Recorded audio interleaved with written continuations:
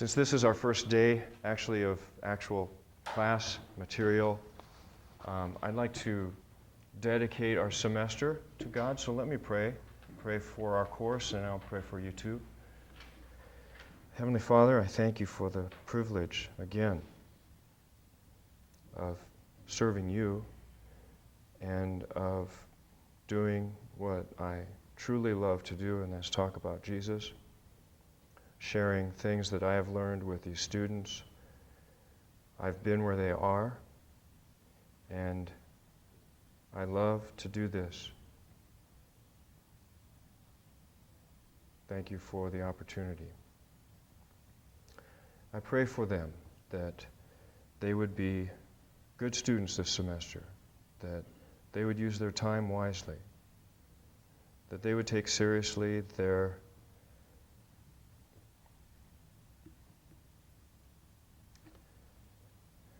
obligations to this class, to you, the opportunity that they have to study at this school.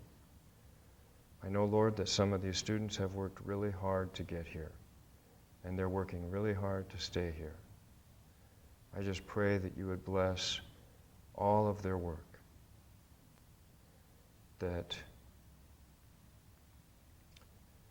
you would help them this semester when they have difficult personal circumstances, that in the midst of them they wouldn't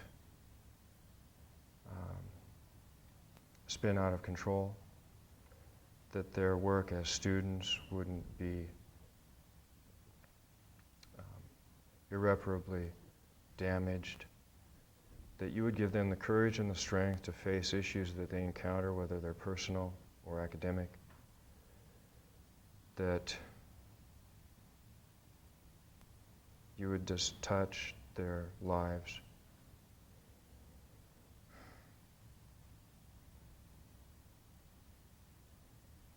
I pray that in this course and in all their classes that you would help them to do their best. When they study, I pray you would help them to understand things. When they're tested, you would help them remember things. That when they have to write creative papers, you would help them to take the material that they know and have learned and actually stretch themselves.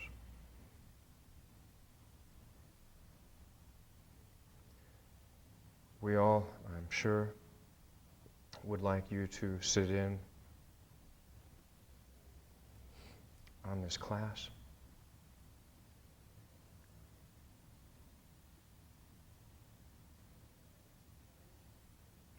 I pray that you would be delighted with the things that we say,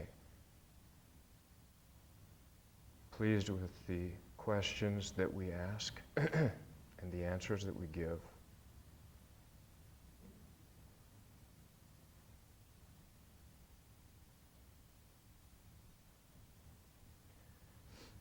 That the things that we learn about Jesus in this class, this semester, would in many ways be just exactly what we needed to know, and that it would be life-changing,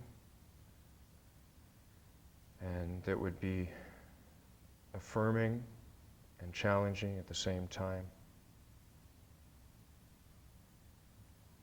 I pray, Lord, that I am able to take these students to new levels of reflection on their own faith, of confidence in your presence, and that they would aspire to serve you more faithfully.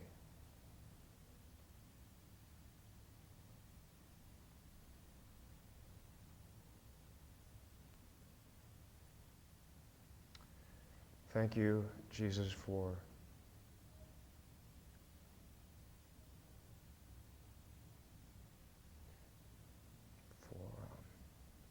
what you did,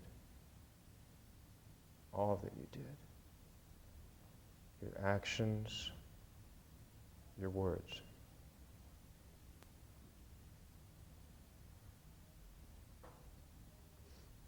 We pray in your name. Amen.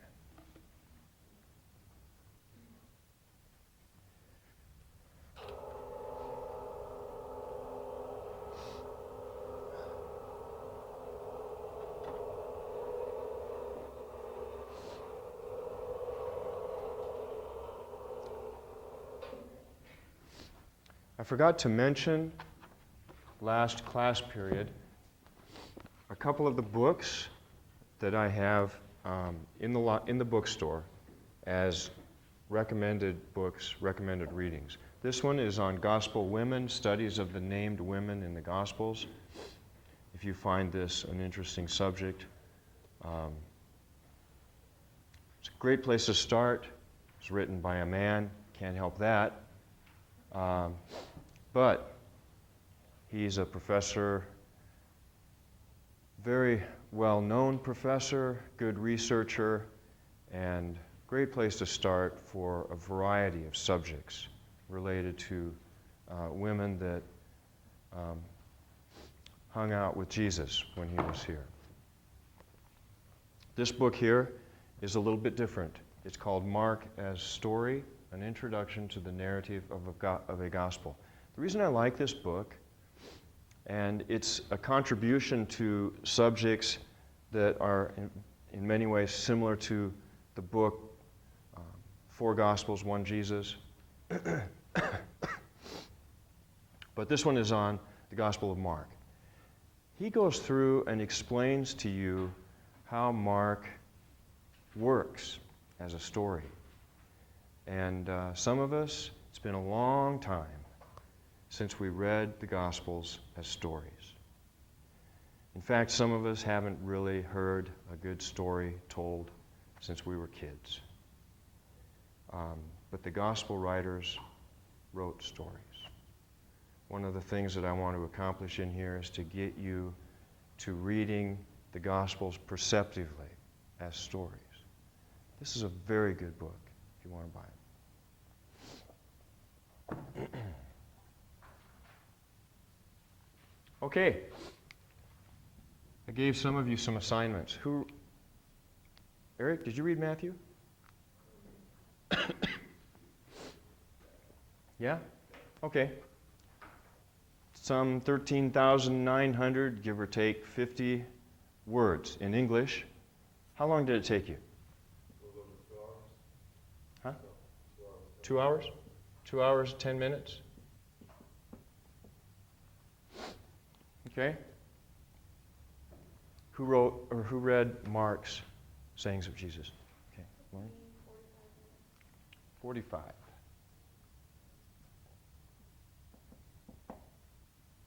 Mark has only some 5,800 words or something like that. Okay. Now Luke's gospel, who read Luke? Okay.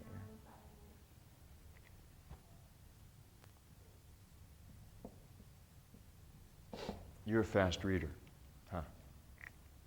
1 hour and 5 minutes. Okay. So, all of the words of Jesus, for example, in the Gospel of Luke, can be read or said in 1 hour and 5 minutes. That's about how long I lecture. So, the words of Jesus that survived antiquity can be said in an hour or two. That's pretty sobering, isn't it? An hour or two. The reason that I had you do this, and by the way, the lists of all the words in Matthew, Mark, Luke, and John are in the course pack. So you can actually do it by yourself. I've printed them out for you. All of the words of Jesus in Matthew, all the words of Jesus in Mark, all the words of Jesus in Luke and John. You can read them all in the course pack. And time yourself if you want.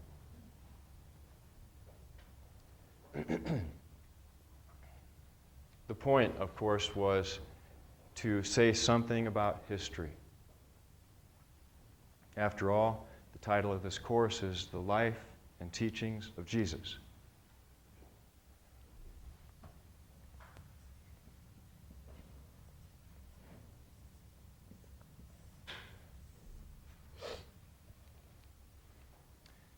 Probably within your recent memory, at least in the last 15 years, there's been almost a renewed interest in the historical Jesus.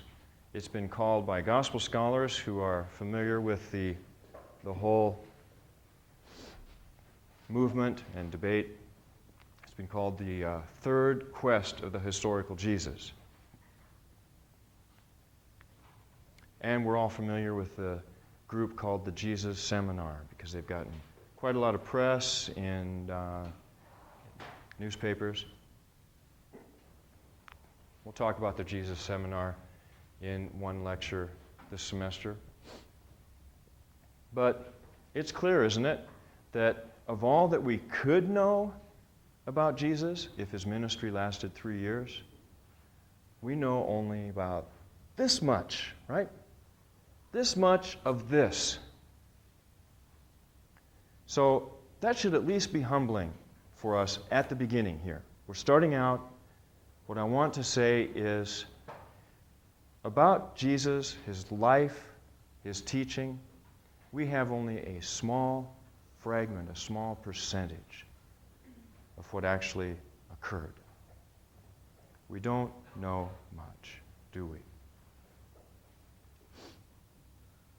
If his ministry lasted a year, like Mark might suggest, or 4 years, like Luke might suggest, or 3,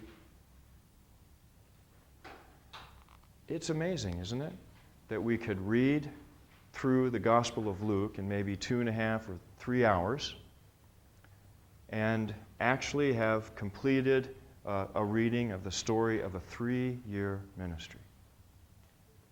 I just want you to realize that the gospel writers, when they wrote these stories, had to be very selective, and they left out a lot more than they included. Okay? Furthermore, if they're spanning a 3-year period in a narrative that can be read in 3 hours, that they're having to telescope, condense, shrink history into a manageable story form. That's clear. That's obvious, isn't it? I think the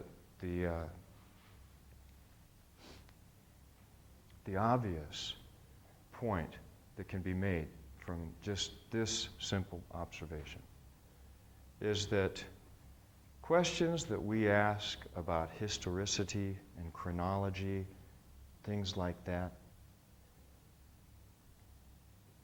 we have to be very careful. Obviously, the gospel writers weren't writing a story that was intended to be comprehensive and exhaustive. Obviously. So however they were writing their story, they were being selective, they were leaving large gaps, etc., etc. Thanks, guys, for doing that reading. I want to say a word about my method in this class. Sort of like bird's eye view of where we're going and what we're going to be doing. This is the target subject right here. Words, life, ministry, etc.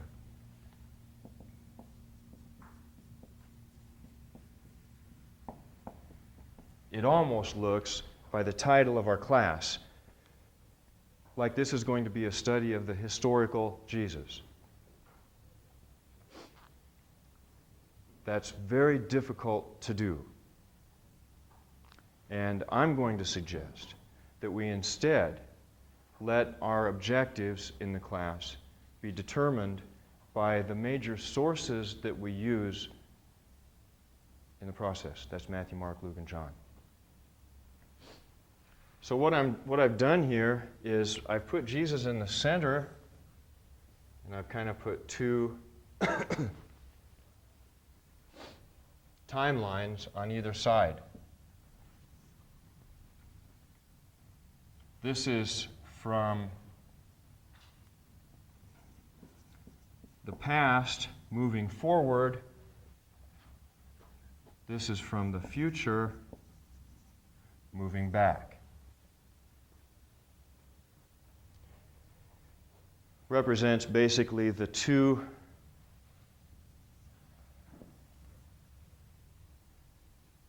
separate objectives or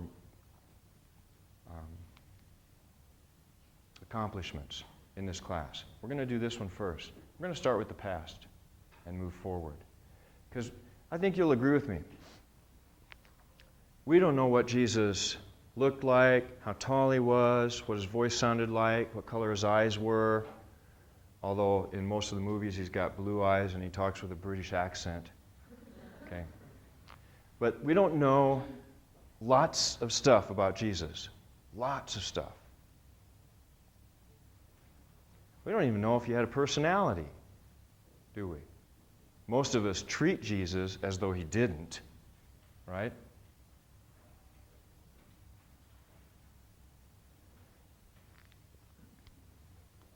I once read a book, and one of the titles in the chapters was, "If Jesus told a joke, would we know?" It's a good question. And the answer is probably no, because we don't think Jesus told jokes. He was like the serious person par excellence. No jokes, no messing around here, just truth, okay? No jokes. I don't believe that, personally. I think Jesus had a vivid sense of humor. I can't think of another reason why he would call James and John sons of thunder. You see, sons of thunder is sort of a poke at them for them being emotional and very temperamental and very explosive. Sons of thunder. You've known people like that. You touch the wrong button and they go ballistic. Okay? They're like a thunderstorm. Maybe you're like that. Okay, so he called these two brothers sons of thunder. It's kind of a funny thing, you know. I mean, if you take it seriously, I don't know what you think, sons of thunder. You can't take that literally, obviously, unless you think they were sons of Zeus, who was the thunder god in the Greek pantheon. Sons of thunder? No. It's a metaphor, and it obviously is sort of a joking kind of metaphor. I think it's very good. These guys were, you know, a little hot. It's interesting that as history played out in the early church, one of the sons of thunder became known as the disciple of love. John. It would seem that coming into contact with Jesus took an explosive, emotional temperament into an intensely compassionate one. See, if you take and all of your, maybe you consider to be your bad points, your temper, you give God that temper, and He's not going to erase your ability to show emotion. He's just going to channel it. So this guy who was a son of thunder became the apostle of love. What about Peter? Jesus calls him the rock. In all honesty, guys, I think that's intended to be funny. Have you ever noticed when you read the Gospels that maybe you're like this, maybe you know somebody who is like this? Somebody who always puts their foot in their mouth, sometimes both at the same time.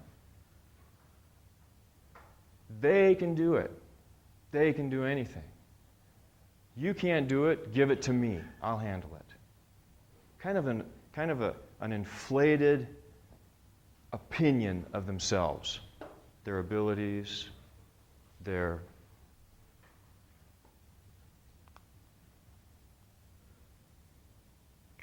faithfulness. Peter was called the Rock. You know, eventually in the history of the church, he became one of the biggest peacemakers between factious groups in the early church. He was sort of a bridge. But if you see him in action in the life of Jesus, I mean, he's usually all talk, no action. The Rock. I think that's funny. About 5, 6, 7 years ago, I only did this one time. I was I was a camp counselor at a boys' summer camp. I went there because my daughter went to the girls' summer camp, and it was on the same campground. And I thought, the only way I'm going to be able to keep an eye on her is to be a boys' camp leader. So I did that. So I was able to keep an eye on the boys, keep them away from my daughter. So I got this cabin full of 5th and 6th grade boys. I didn't know what I was getting into. I kept a journal during the whole time. I still have it at home. The first entry in my journal is from the evening before the boys showed up. Camp counselors all got there early. We had dinner together, talked. I sat down and I wrote in the journal before the camp actually began. And I wrote a long entry. It's very obvious that it was a period of leisure. I was sort of sitting back. Things were relaxed, quiet. The next entry I made in the journal was the day after camp. Those guys came, and I didn't have a minute. Not just to write, I didn't have a minute to think. I was run ragged, but I never had so much fun in all my life. I got a whole cabin full of them, 8 boys.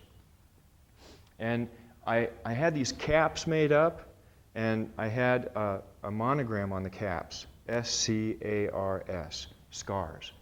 Before I even went, I thought, my cabin, my guys are going to be known as the Scars. Okay, we were a gang, the Scars. And the first night I explained to them what scars meant. And I talked about the scars of Jesus. It was lots of fun. That's not all I did on the first night. I also told them scary stories. We all had flashlights, I turned the lights out in the cabin. They all turned their flashlights on. And I'm pretty good at telling scary stories. I was a Boy Scout, camp outs, campfire, you tell scary stories. I was a Boy Scout leader for a couple of years. I like doing that.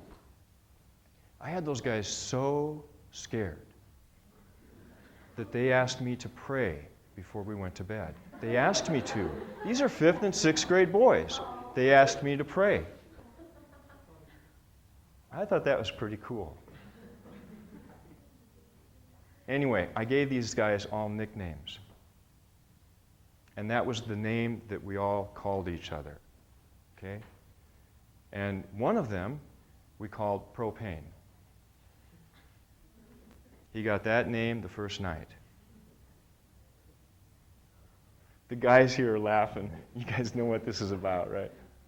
This guy was a propane tank. He blew us out of that cabin. Propane. Another one was named Schizo. There's this little kid. And he was like, he wasn't schizophrenic. He was just like, every movement was a jerk, And I just, he would turn around and everything was jerky. And I just said, man, you're schizo. So we called him Schizo the rest of the week. One kid whistled all the time. He's always whistling. So we called him Tunes.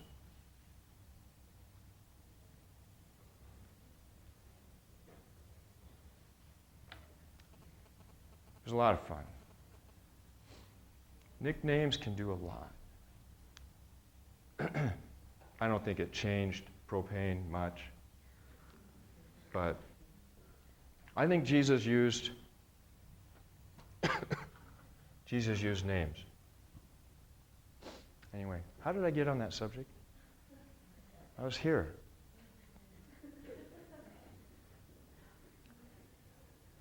Oh, I know. We don't know much about Jesus. One of the best ways to actually get a fairly clear profile of Jesus is to just look at the history of the Jews. And by the time if we start back in 1000 BC, which we're going to do, and we work all the way to the life of Jesus, call it the Roman period.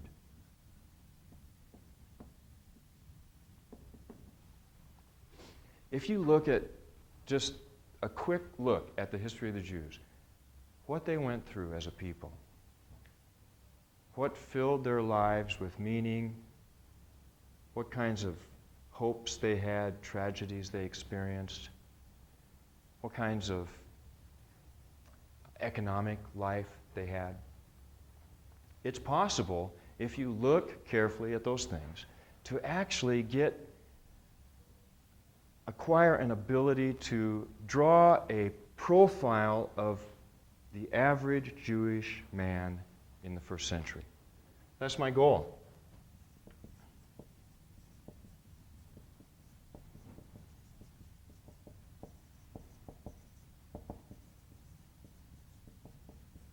My goal in the first part of this course, in doing this historical look at the life of the Jews, is to try and see a profile of an average Jewish man in the first century.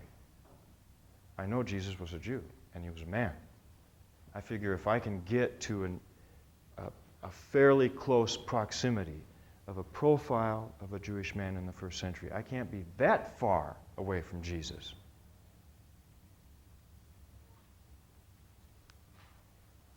It's one of the ways we're going to get to the historical Jesus. It won't give us the color of his eyes, or the length of his hair, or whether or not he had a British accent. But it will get us, I hope you'll find this to be true. It will get us to a position where we feel like we know a lot about what he was probably like, what life was probably like for him. That's an important step for us to take to get there. The next part of the course is going to be starting from the future and working back. And that's because the primary sources that we have for the life of Jesus come from Matthew, Mark,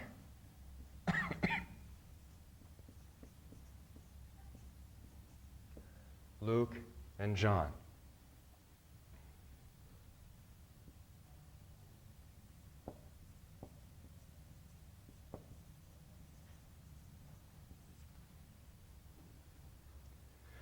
Except you don't have to read very far in any of these stories to realize that their objective wasn't to give you a historical profile of Jesus, the man.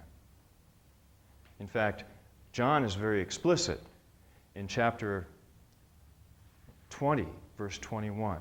He says, "These things are written that you might believe that Jesus is the Son of God." That's pretty different. So, the objective of Matthew, Mark, Luke, and John, our primary sources for this, is different. I mean, they're trying to convince you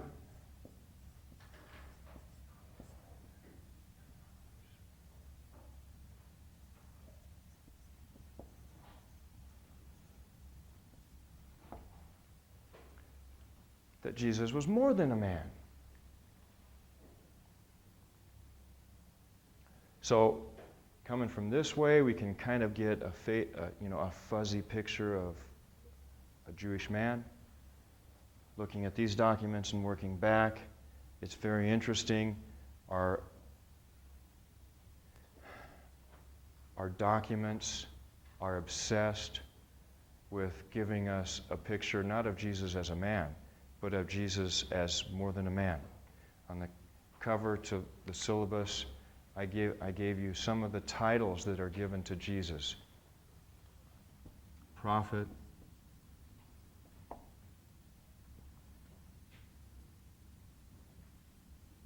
Son of Man,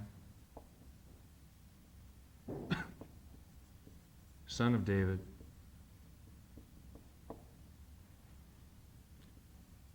Messiah, or Christ,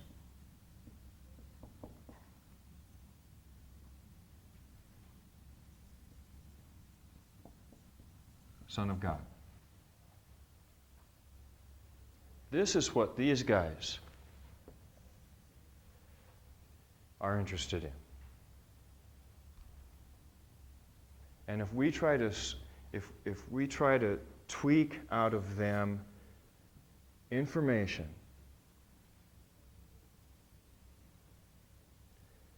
that lies outside of their intentions, then we might just be guilty of doing something hostile to them. Do you follow me? Does that make sense to you?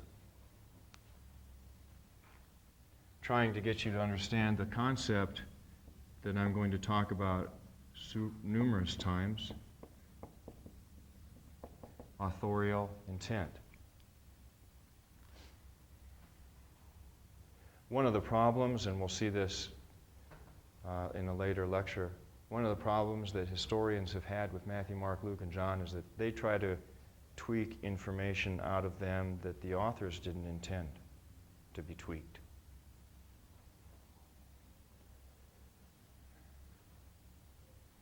You guys following me at all? Good. In fact, you know what we could say about Matthew, Mark, Luke, and John? We could say that Matthew, Mark, Luke, and John are propaganda. Mostly we think of propaganda as a bad term, especially in political, because the Cold War, anti-capitalist propaganda, anti-communist propaganda, et cetera, et cetera. Well, the term propaganda, I'm using that here in a neutral sense. I'm not suggesting that this is bad. I'm just suggesting that you see that it's true. Their objective is specific. They're trying to convince you that Jesus was more than a man.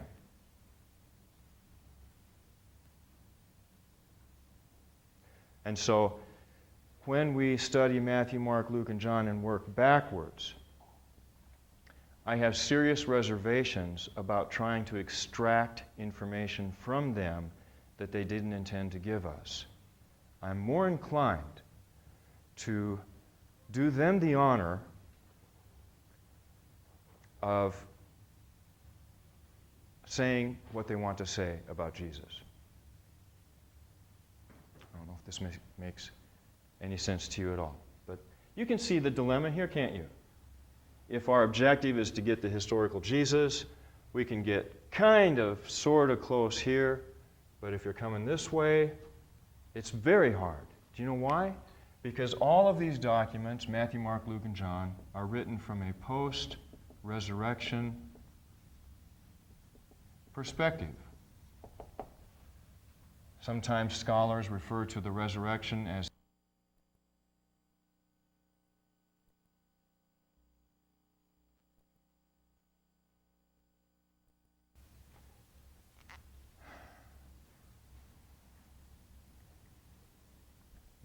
talk about this in a different way and see if this connects with you at all. When you read through Mark, one of the things that you do see clearly is that the disciples were men who were beset with typical problems of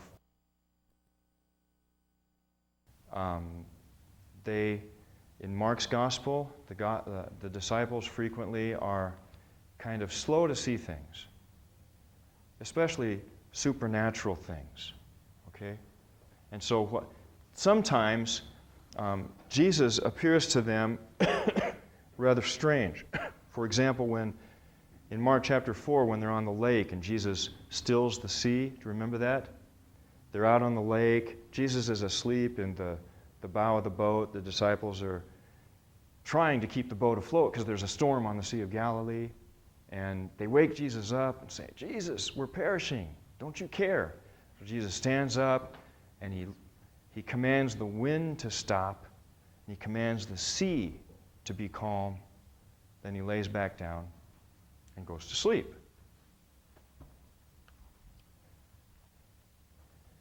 I think that the boat, after that miracle, would have looked like this.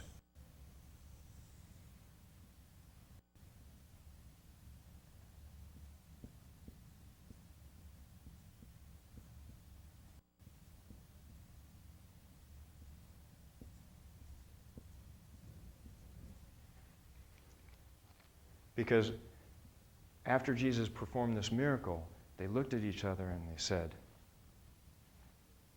"Whoa, who is this guy?"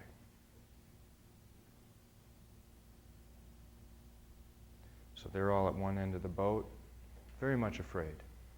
And Jesus is back to sleep on the other end. Who can calm the sea but the creator of it? So they were like totally blown away by that miracle. Every once in a while, Jesus just does something that connects with them. And you realize, I hope, that the journey of the disciples is very much unlike ours, okay? Here's the disciples. They're hanging out with Jesus. You know, they meet him in Galilee. They're following him. They eat fish together. They fish together. They talk. They ask questions. They dialogue. They debate. They tell jokes. You know, they have mud fights. Stuff like that, okay? Jesus is a man like them. You know how hard it was for them to get to the point of saying Jesus is more than a man? I mean, they saw him go to the bathroom, guys. Excuse me for being so candid. But their journey was from trying to understand Jesus as a man, as Jesus as more than a man. So they were going from Jesus, the man, to Jesus as more than a man. A hard journey. You know what's the journey for us? Most of us, when we're little kids in Sunday school, the first thing that we learn is Jesus is God. Jesus knows everything. Jesus made everything. Jesus can do anything.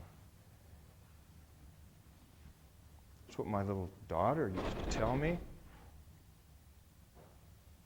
"Dad, see those cars? Jesus made those.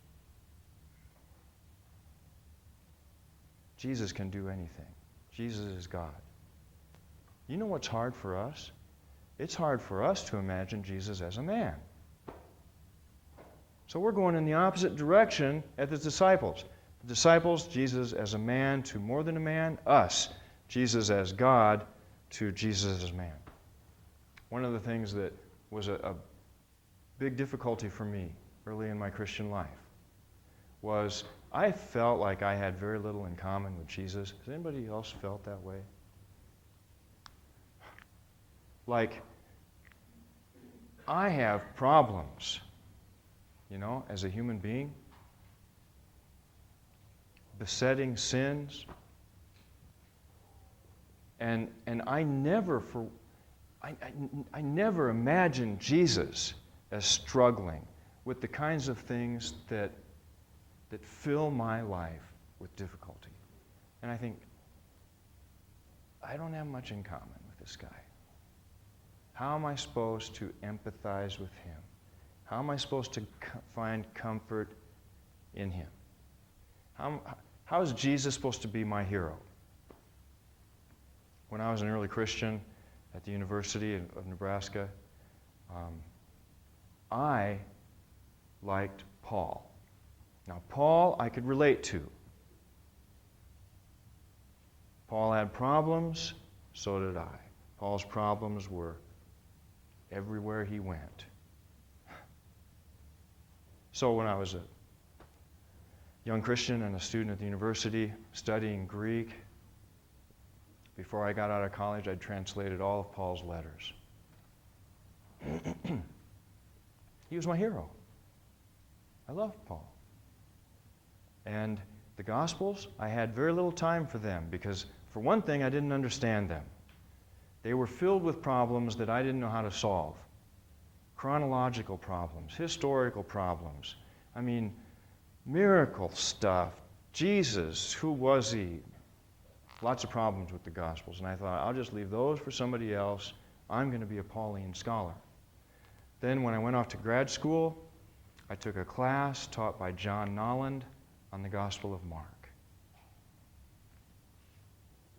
And I met a guy who opened up the Gospels to me and made me see how I could relate to Jesus.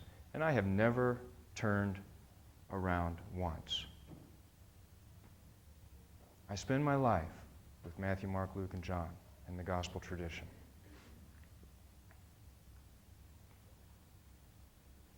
I want to try and help you guys with that. Our problem is going from Jesus as God to Jesus a man. The early Christians had no problem with saying Jesus was a man. No problem. We do. I don't know, maybe some of you think that Jesus never burped at dinner. It's supposed to be funny. Come on, lighten up.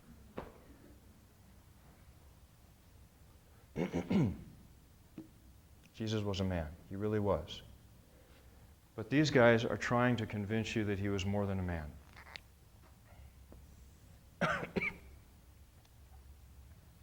This is our method, our approach to the big picture of trying to get to a helpful understanding of Jesus.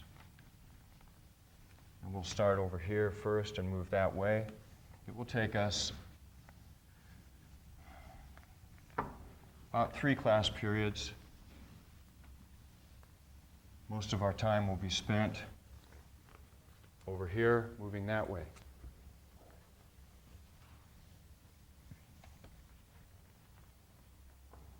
So we'll start with Israel's past. Israel's past was the key to their future. This is the way the Jewish people thought. If you read the early first century Christian, most Christians in the first century were Jews. If you read the literature of Jewish Christians, you find out that the way that they understood their life and Jesus was in terms of the past of Israel. This was a very typical Jewish way to think about history. Their past was the key to their future. It wasn't just the key to their future. It was the key to their present. Now, I dare say we don't really look at history that way. And in that sense, this kind of approach to history is new to you. And you won't understand the way, say, Matthew deals with history, with the history of Israel, until you understand this. They interpret the life of Jesus in terms of the past of Israel. Now, we think that's simply historical fulfillment, but that's not just historical fulfillment. It's much bigger than that, much broader than that, and almost, to us, seems illogical. they viewed their present in terms of their past. They would frequently understand events that occurred in their lives as reenactments of events that occurred in their past. And in the sense that they were reenactments of the past, they became fulfillments of the past. In other words, events that happened in the past were rehappening and becoming more meaningful in the process. That's what fulfillment means to Matthew. Matthew seems obsessed with fulfillment. He quotes the Old Testament over 60 times in the Gospel of Matthew. Most of the passages that start out, "This happened that it might be fulfilled," that's called a fulfillment formula. Most of those occur in Matthew's Gospel. In fact, if you read a passage on the Gospel content exam and it says, "This happened that it might be fulfilled," you know that's from Matthew, because there's only a couple of them outside of Matthew. Most of them occur there. And some of them are very strange. Let me read you one. Matthew chapter 2.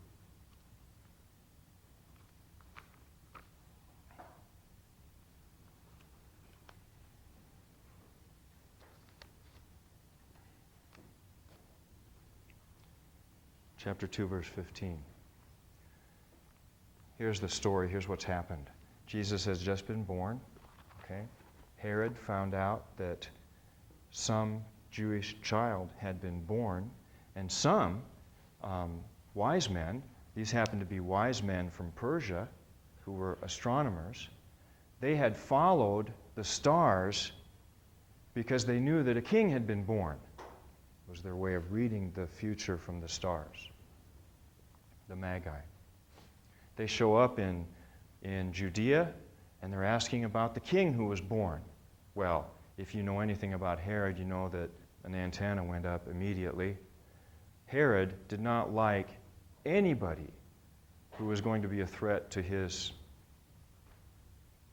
kingship. In fact, you know, he killed sons who he thought were threatening him. He killed father-in-laws who he thought were a threat to his rule. Herod was a nasty man. We'll talk about Herod a little later. But he shows up, these Magi show up, and Joseph has a dream. And in this dream, he's told by an angel to take his family and get the heck out of Judea, because it was definitely dangerous there. So he arose, verse 14, and took the child and his mother by night, and he departed for Egypt. And he was there until the death of Herod. And here's one of these phrases, that what was spoken by the Lord through the prophet might be fulfilled, saying, "Out of Egypt did I call my son." That's a quote from the Jewish scriptures, okay? From Hosea chapter 11, verse 1. But what's really interesting about that is if you went back and read Hosea chapter 11, verse 1, you know that son in Hosea 11:1 doesn't refer to a Messiah. It refers to the nation of Israel.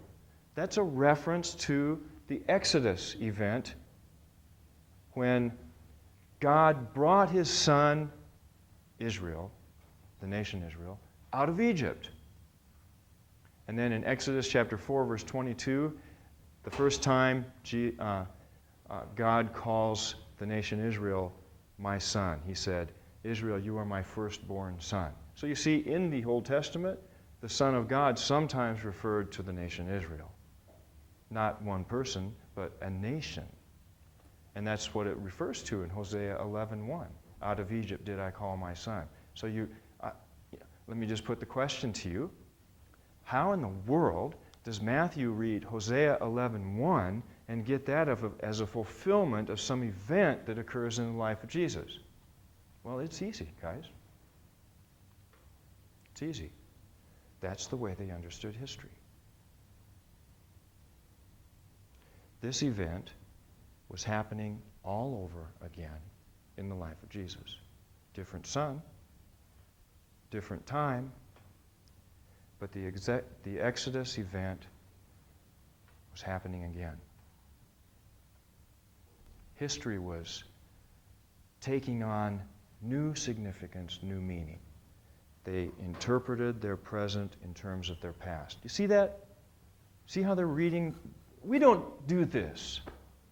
We don't do this. They do. What about the temptation narrative? In the temptation narrative, think about it, guys. Maybe you've never read it this way. In the temptation narrative, Jesus, the Son of God, goes out into the wilderness and he's out there for 40 days being tested. He experiences hunger. And the devil comes along and says, take that little stone that looks like a loaf of bread and just turn it into a loaf of bread and eat. And Jesus says, man does not live by bread alone. He quotes Deuteronomy chapter 8. Interesting. What is Deuteronomy chapter 8? Well, in Deuteronomy chapter 8, that same thing happens to the nation of Israel. They're in the wilderness. They're being tested. They got hungry. And God said to them, man does not live by bread alone. So Matthew tells the story again, except Jesus is the son this time. We have the desert again. We have him being tested like Israel. We have him experiencing hunger like Israel. He's there for 40 days. Israel was there for 40 years. The number 40, by the way, numbers. Numbers are very interesting. The number 40 is a number that frequently in Jewish literature refers to a given period of time. 40 years was typically considered to be the length of a generation. Okay? But you know that the 40-year wandering of the nation of Israel in the desert was because of a 40-day disobedience. When the nation Israel, when the leaders sent the spies into the land, the promised land, to check things out, and the spies, one from each tribe, they came back. They were in the land for 40 days. They came back, and 10 out of the 12 spies said, don't go in there, man. Those people are big. And they've got guns. Well, they didn't have guns, but they had weapons of war that far exceeded the sophistication of Israel's weapons of war. So they're like, you go in there and you're committing suicide. 2 of the spies who went in there said, no, I think it's doable. I think we can do this. Okay? So 10 out of 12 said, don't go. So God says, okay, I see what's going on here. You guys were in the land for 40 days. You come out. You don't believe I can do this for you? Fine. You spend 40 years in the wilderness. So you see, even in the wilderness story of Israel, 40 years, it stood for 40 days. In the story of Jesus, the testing, the whole thing is patterned after the testing of Israel in the wilderness. There we have it again. They're interpreting their present in terms of their past. History is happening again with new meaning. It's being fulfilled. That's what it means. That's why I tell you, their past was the key to their future and their present. And that's the way they read it. That's the way they interpreted it. That's the way they explained it. Why do you think Jesus was called? Think of some of these terms.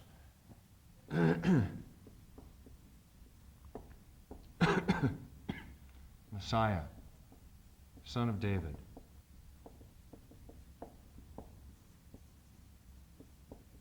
Son of God. Son of Man. These are all terms that have significant meaning in the history of Israel.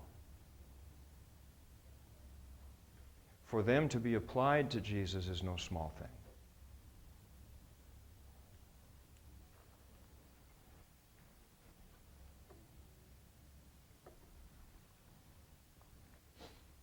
Son of Man, from Daniel chapter 7 and Daniel chapter 12. In Daniel 7 and Daniel 12, the Son of Man figure in that passage is someone who looks like a human being, but he's a heavenly person, heavenly being. He's not a man, but looks like a man, not a man, a heavenly being. That's what Son of Man is in Daniel 7. Some sort of heavenly being, and this heavenly being was going to be given a kingdom.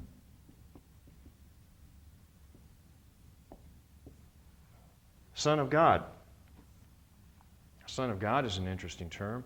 You know, we usually think that Son of God means Jesus was God, and that Son of Man thinks that he was, or says that he was a man. But I hate to burst your bubble, but it's kind of like just the opposite. Because Son of Man in Jewish literature refers to a heavenly being. Son of God in the Old Testament referred to Israel, referred to the king in the Davidic covenant, 2 Samuel chapter 12 verses, or 2 Samuel chapter 7 verses 12 through 15. This promise is given to David. God says to him, I will give you a perpetual kingdom. Someone from your seed will rule over the house of Israel forever. I will be a father to him. He will be a son to me. So, beginning in 2 Samuel chapter 7 with the Davidic covenant, repeated frequently. For example, like in Psalm chapter 2, which is an enthronement psalm, where we have that saying, today I have begotten you. You are my son, today I have begotten you. That's an enthronement psalm. When the king of Israel was enthroned as the king, on that day he became a son of God. He was a man. He was a man. The only other being in the Old Testament that is not human are the angels. The angels are referred to as sons of God. In Job, chapter 2, chapter 1 and 2, sons of God, B'nai Elohim.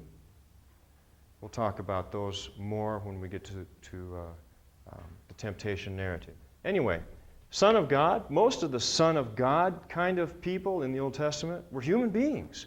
The nation Israel, the king. But Son of Man, Daniel 7 and 12, was a heavenly being. Son of David, another way of referring to the king, and especially to the Davidic covenant. Messiah, also a reference to the king, because the king was the anointed one, the one who had been anointed with the Spirit on the day of his enthronement. You see, all these terms are ways for them to interpret who Jesus was and why he was significant. The problem is that some of these terms become larger. Most of the terms that were applied to Jesus, they fit, and yet they didn't fit at the same time. Like prophet. He's called prophet in many different places. And, of course, that fit, but it just wasn't quite enough. And that's the way with all of these titles and terms. They sort of fit Jesus, but they sort of don't. I mean, he sort of outgrew all these titles, all of them. So what they started out meaning, he completely outgrew them. They all kind of fit, but didn't fit.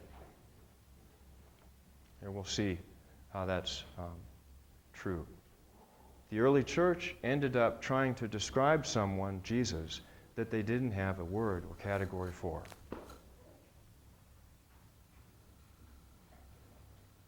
but they understood his life and everything that he was doing in terms of their past. And that's, guys, another reason I want to start with Israel's story. And on Tuesday, we'll start with the Exodus. Okay? You're dismissed. God bless you.